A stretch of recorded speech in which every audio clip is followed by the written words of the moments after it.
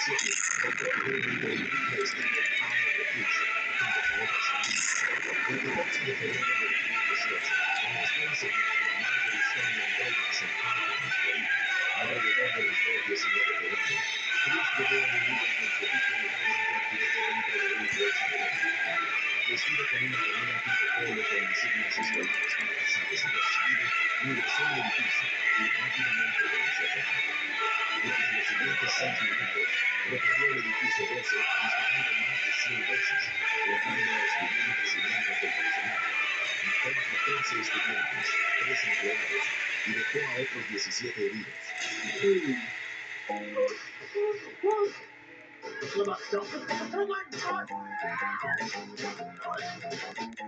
A las 2:28 p.m., Cruz dejó su rifle y su chaleco y huyó del lugar mezclándose con los estudiantes que escapaban.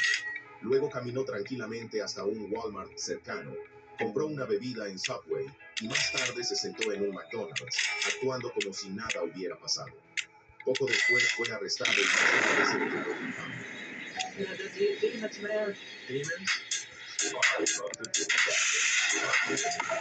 Voices. Voices and demons. Voices. En un momento de la entrevista con el detective, culpó a voces en su cabeza que, según él, le decían, quema, mata, destruye. Las llamadas se vuelven malvadas, aunque también admitió que sabía perfectamente lo que estaba haciendo, dejando en claro que intentaba eludir la responsabilidad.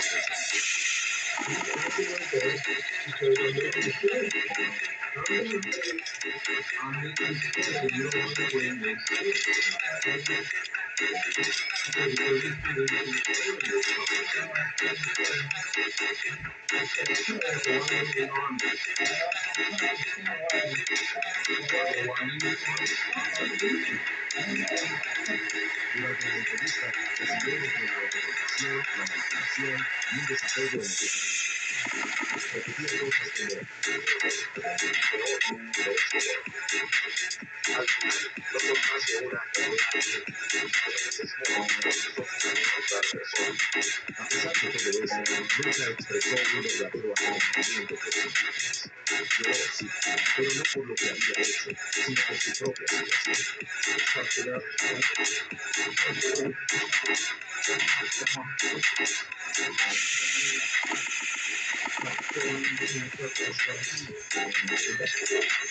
Una de las declaraciones más irrespetuosas que hizo fue el 3 de marzo, durante el tercer día de su evaluación psiquiátrica en la cárcel, con el doctor Charles Scott, donde afirmó haber dejado de disparar, porque ya no veía a nadie más a quien dispararle, incluso mencionando el nombre de un compañero al que le había disparado.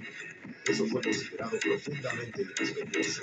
Se reportó que incluso bajo custodia seguía fingiendo. Durante el juicio, su comportamiento fue aún más perturbador.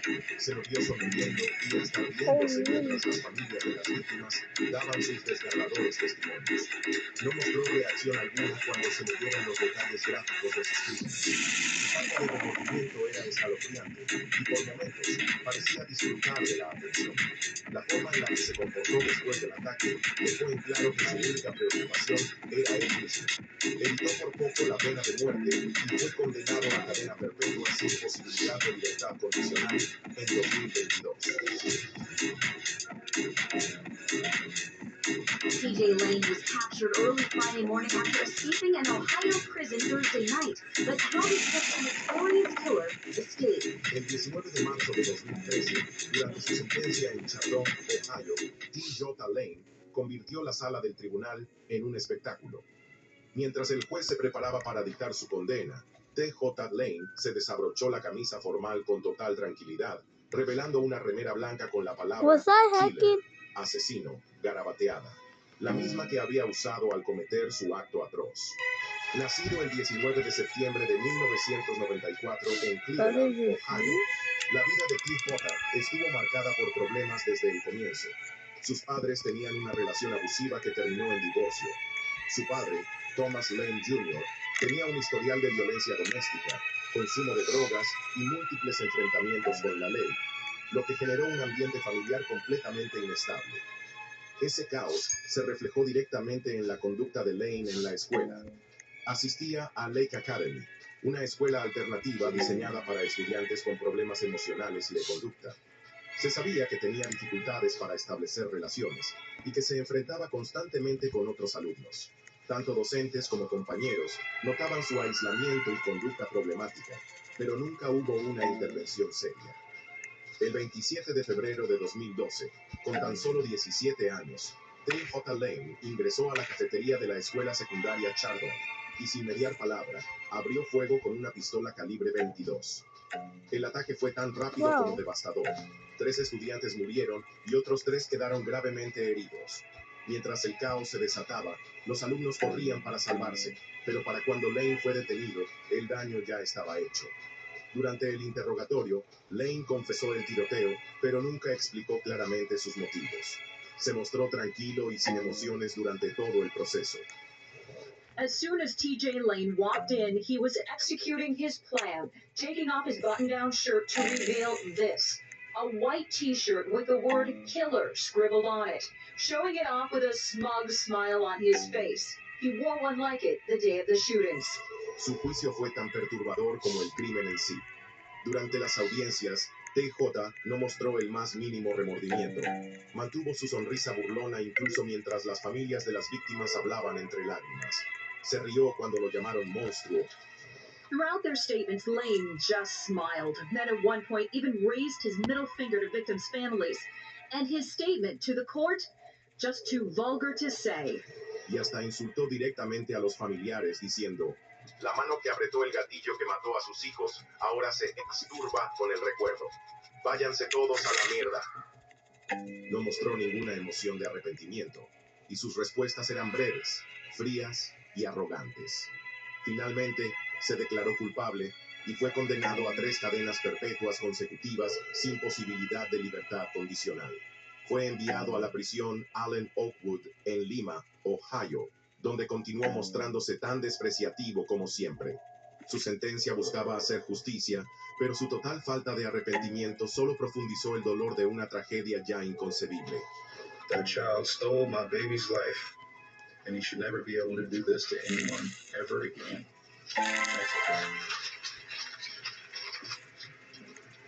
You're really lucky there's so many police in this room right now. You could smile all you want. That's just that. My family will move on, not you. You have ruined your life, not to mention Adam's.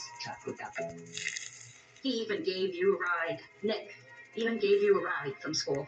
He was thinking about inviting you back to that table because he felt sorry for you. I feel sorry for you. T.J. Lane fue uno de los asesinos escolares más irrespetuosos y crueles que se recuerdan. Su comportamiento estuvo marcado por la arrogancia, el desprecio y una ausencia total de empatía. Mientras las familias lloraban a sus seres queridos, él se reía, hacía gestos obscenos y mostraba una frialdad absolutamente escalofriante. Su actitud hirió aún más a las víctimas y a toda la comunidad. El 11 de septiembre de 2014, Lane protagonizó una fuga de la prisión junto con otros 2 reclusos. Pese a estar cumpliendo 3 cadenas perpetuas, logró escapar durante 6 horas antes de ser capturado nuevamente por las autoridades. Came out on the road. I was like, just go back to the house, just go back to the house. That's what you want. Just... Ese fue Gavin Smith, echándole la culpa a su amigo Ashton Riggs durante un interrogatorio policial por el asesinato de Trenton Ford, una prometedora estrella del fútbol americano en la escuela secundaria West Nassau. Todo ocurrió el 24 de febrero de 2020. Ford y algunos estudiantes estaban estacionados dentro de un auto, esperando a Riggs y Smith para concretar una transacción de drogas. Cuando finalmente llegaron, la situación se descontroló rápidamente. Comenzaron las discusiones, la tensión subió, y antes de que alguien pudiera reaccionar, Riggs presuntamente apretó el gatillo. En cuanto se escuchó el disparo, el conductor entró en pánico y huyó a toda velocidad con Ford aún dentro del auto, mientras los testigos, horrorizados, llamaban al 911. No pasó mucho tiempo hasta que la policía encontró a Riggs. Estaba tranquilo, comiendo en un McDonald's cercano. Smith también fue detenido ese mismo día. Una vez bajo custodia, Smith no tardó en echarle la culpa a su amigo. Les dijo a los oficiales que Riggs había sido quien disparó, vendiéndolo por completo. Al principio, ambos fueron acusados como menores, pero eso no duró mucho. El sheriff del condado consideró que el crimen era demasiado grave y elevó los cargos. Ahora, ambos están tras las rejas, enfrentando las consecuencias de sus decisiones horribles. What about the others that you killed? Do you know how many you killed, Alistair? Ese fue Andrew Golden, recordando el espantoso tiroteo escolar que él y Mitchell Johnson llevaron a cabo en la escuela secundaria Westside en 1998. Y si eso no te parece lo suficientemente escalofriante, pensa en esto. Andrew tenía solo 11 años cuando ocurrió, y Mitchell apenas 13. Andrew nació el 25 de mayo de 1986 en Jonesboro, Arkansas, hijo de Jacqueline y Dennis Golden. Creció en un hogar estable y tenía un vínculo cercano con sus padres. Pero todo cambió cuando conoció a Mitchell Johnson en la secundaria. Tell me when and where you went to get the guy. I went to his house. Same day of the test? Been earlier that morning, probably.